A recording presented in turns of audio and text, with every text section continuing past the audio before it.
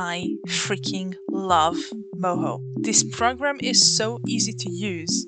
One summer I was over at one of my friends and I taught her to rig something in a week. So now I'm gonna show you because people asked for it. Literally one person. The first step in making an amazing rig for your animations is to have a base. Here we have our sketch. My chat kindly named him William Longbottom III. We have put William into Moho. So first we start by laying out the head with silly little vector points. And we have a head. It's important to put stuff on separated layers. If we want something to stay in a shape, we have to make a mask. Now the tongue will stay inside the mouth. We'll do the same with the eye as what we did with the mouth. So the pupil is gonna stay in. So honestly, the biggest part about Moho animation isn't even animation itself, it's making the rig.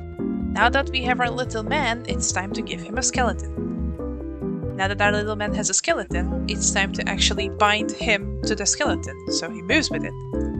Now there's two ways to bind the points to the skeleton. I prefer to actually bind the points to the skeleton instead of having it do its own thing.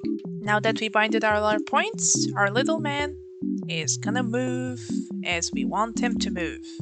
Well, if you bind the points correctly, of course. If no, go back and fix it. You can do it, I believe in you. It's time to make our little man bouncy. So it's time to add some bone dynamics. To not let them go too wild, we're gonna also apply some constraints. And now that our little man has its bones set up, it will do this. And the smart bones are reacting to the movement.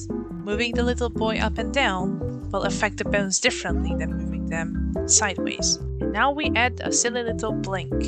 Create a new bone and make it a smart bone dial. Basically what this is gonna do is it's gonna save an animation inside this bone. As long as it follows the timeline inside the action, every time we do this motion, it's gonna play what we taught it. It can contain literally anything you do inside it, from moving the points to making them thicker or thinner, as well as even changing colors or moving any other kind of bones.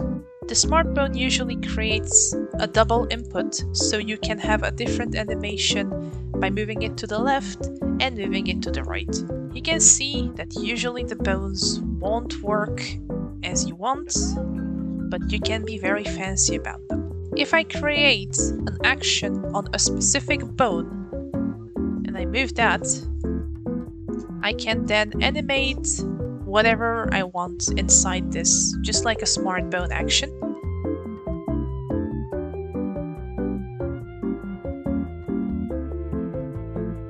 Outside, it's gonna actually do what it's supposed to, like a good boy.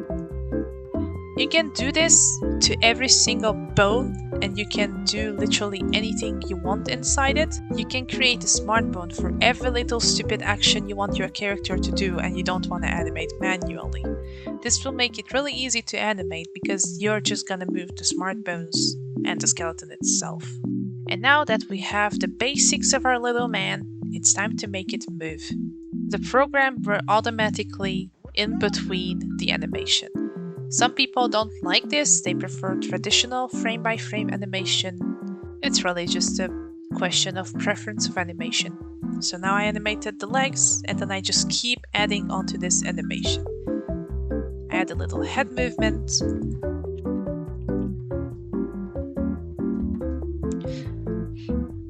You can really just manipulate this thing as you want. Yeah, I hope this little tutorial has been helpful, and feel free to ask me if you have any questions.